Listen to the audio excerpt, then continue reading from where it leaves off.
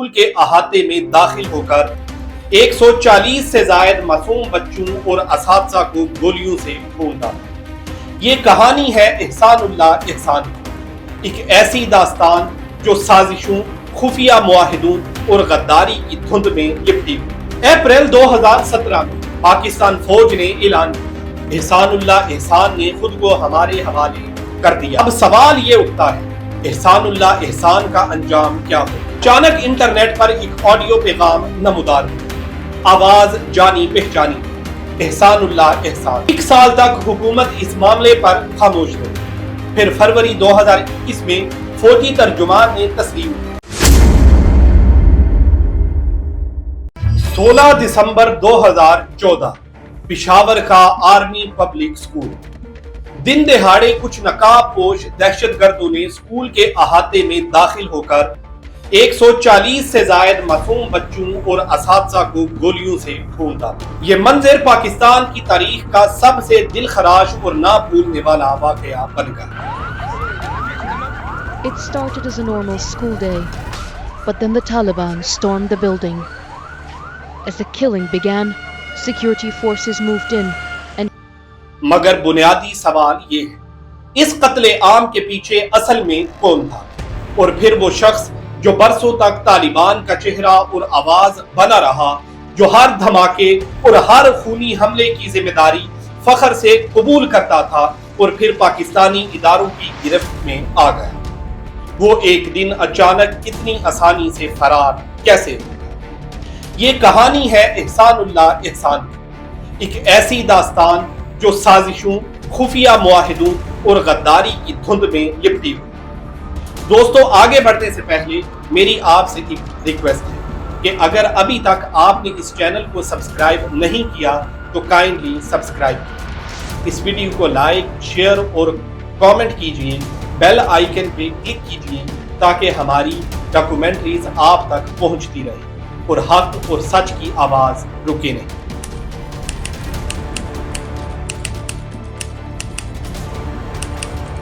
احسان اللہ احسان کا اصل نام لیاقت علی، وہ قبائلی علاقے کا رہنے والا ہے۔ 2018 میں اپنے کالج کے دنوں میں اس نے تحریک طالبان پاکستان میں شمولیت اختیار کی۔ رفتہ رفتہ وہ ٹی ٹی پی کا سب سے نمایاں ترجمان بن گیا۔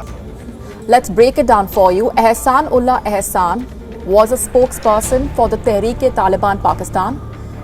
He escaped from Pakistani custody earlier this year and has now released an audio clip. جب بھی کوئی حملہ ہوتا، میڈیا کو کال کر کے ذمہ داری قبول کرنے والی آواز اکثر احسان اللہ احسان کی ہی ہوتی تھی۔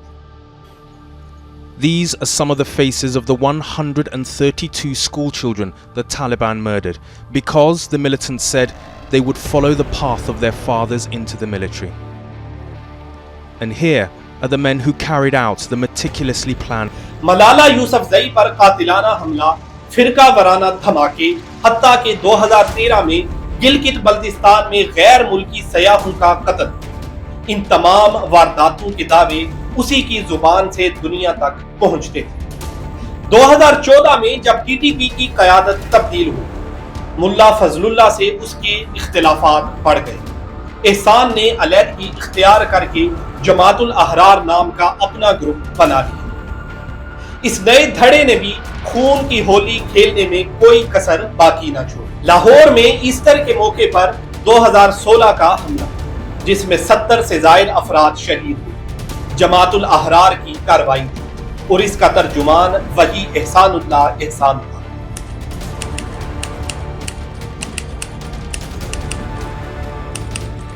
16 دسمبر 2014 اے پی ایس کا المیہ۔ اس وقت احسان جماعت الاحرار کا حصہ تھا اور یہ حملہ ٹی ٹی پی کے فضل اللہ گروپ نے منصوبہ بند طریقے سے کیا تھا۔ رسمی طور پر جماعت الاحرار نے اس قتل عام کی مذمت کی۔ احسان اللہ احسان نے خود کہا، ہم سکول پر حملے اور بچوں کے قتل کو اسلام کے سراسر خلاف سمجھتے ہیں۔ Ehsan Ullah Ehsan was a spokesperson for the Tehreek-e-Taliban in Pakistan. He escaped from Pakistani custody earlier this year and has now released an audio clip. لیکن عوام کے لیے یہ تفریق معنی نہیں رکھتی تھی۔ چہرہ وہی تھا، آواز وہی تھی، طالبان کا وہی ترجمان جو سالوں سے پاکستانیوں کے خون کو جائز ٹھہراتا آ رہا ہے۔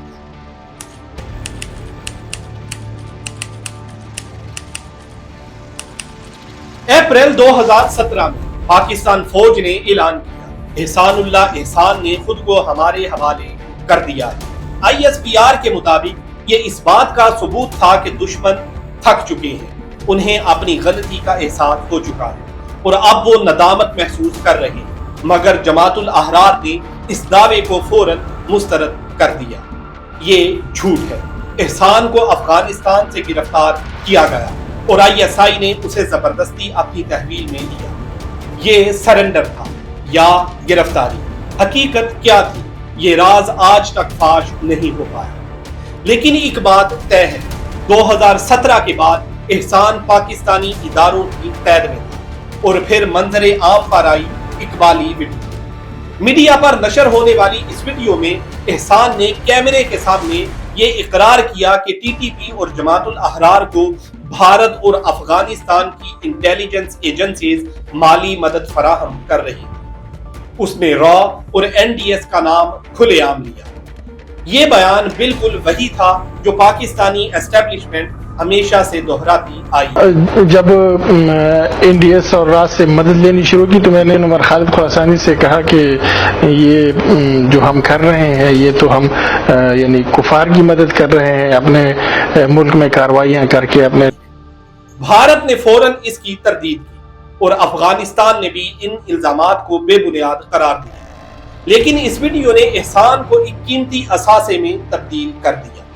پاکستان فوج نے اسے اس بات کے ثبوت کے طور پر پیش کیا کہ طالبان کو سرحد پار سے استعمال کیا جا رہا ہے۔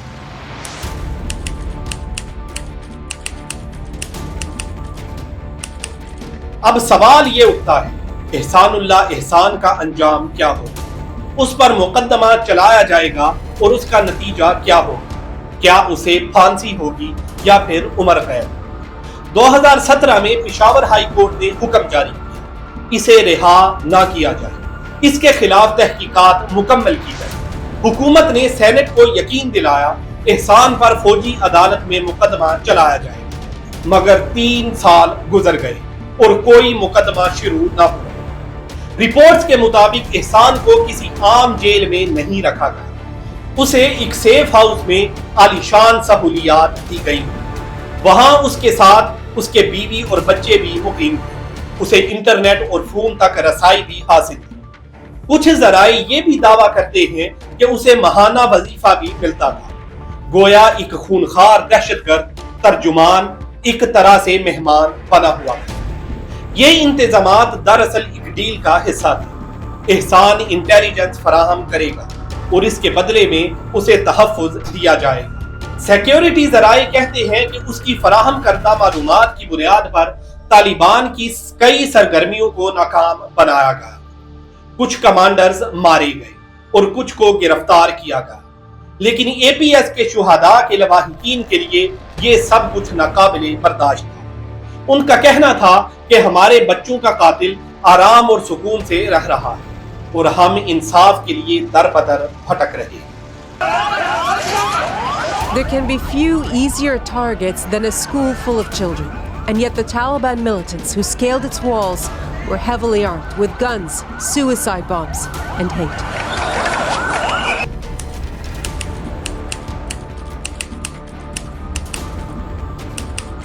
اور پھر آیا جنوری 2020، اچانک انٹرنیٹ پر ایک آڈیو پیغام نمودار ہوا، آواز جانی پہچانی، احسان اللہ احسان۔ سوشل میڈیا پر جاری کیے گئے ایک آڈیو پیغام میں کالعدم تحریک طالبان کے سابق ترجمان احسان اللہ احسان نے دعویٰ کیا ہے کہ اب وہ سرکاری تحویل میں نہیں ہے اور فرار ہو گیا ہے۔ حکومتی ذرائع نے اس معاملے پر واضح کیا ہے کہ احسان اللہ احسان نے 5 فروری 2017 کو خود کو رضاکارانہ طور پر سرنڈر کیا تھا۔ اس نے اعلان کیا، میں 11 جنوری 2020 کو پاکستانی سیکیورٹی اداروں کی قید سے فرار ہونے میں کامیاب ہو گیا۔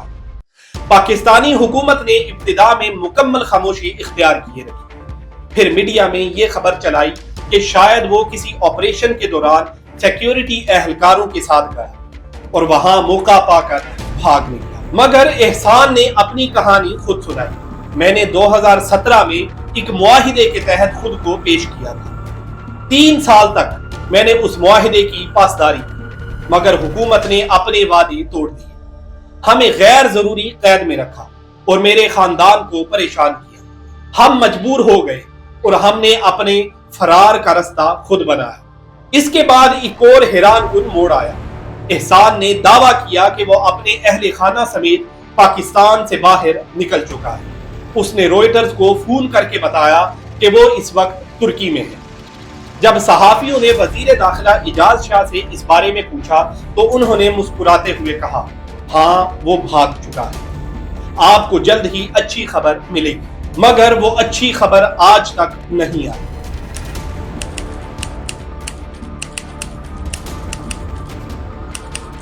इस खबर ने मुल्क भर में गुस्से की लहर दौड़ा दी। पेशावर में एपीएस शुहदा के वालिदैन ने एहतजाज किया। ये कैसा मजाक है, इतनी सख्त सिक्योरिटी से एक टॉप टेररिस्ट कैसे निकल सकता है? ये सिर्फ नाअहली नहीं, ये एक सोची समझी साजिश है। फजल खान, एक शहीद तालिब इल्म के वालिद, ने पुरदर्द लहजे में कहा, इस वाक़े ने हमारे जख्म को फिर से ताज़ा कर दिया। नोबल इनाम याफ्ता मलाला यूसुफजई ने भी ट्वीट किया, फौज और हुकूमत को जवाब देना चाहिए कि ये शख्स उनकी गिरफ्त से कैसे फरार हुआ। सोशल मीडिया पर सवालात का एक तूफान बर्पा हो गया। क्या ये महज इंतजामी गफलत थी या इदारों ने जानबूझकर उसे भागने का मौका दिया? क्या एहसान को दोबारा किसी मिशन पर भेजने के लिए आजाद किया गया? कुछ तज्जिया निगारों ने कहा ये कोई आम जेल ब्रेक नहीं लगता, मुमकिन है ये किसी खुफिया ऑपरेशन का हिस्सा हो। सोशल मीडिया पर यह खबर ज़ेरे गर्दिश है कि तहरीक तालिबान पाकिस्तान के साबिक तर्जुमान एहसानुल्लाह एहसान पाकिस्तानी हुक्काम की हिरासत से फरार हो गए। इस हवाले से एक ऑडियो भी सामने आई जिसके हवाले से ये दावा किया जा रहा है कि ये ऑडियो एहसानुल्लाह एहसान की है।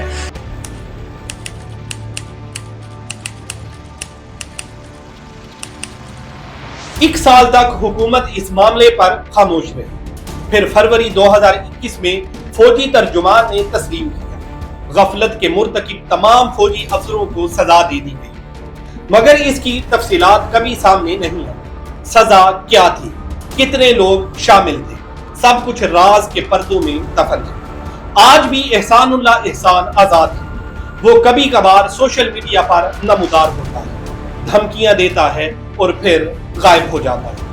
हुकूमत का कहना है उसे वापस लाने की कोशिशें जारी है, मगर अवाम का इत्मीनान उठ चुका है। एपीएस शुहदा के वालिदैन कहते हैं हमारे बच्चों का केस अभी तक अधूरा है, ना कातिल को सजा मिली है, ना किसी किस्म का एहतिसाब हुआ है।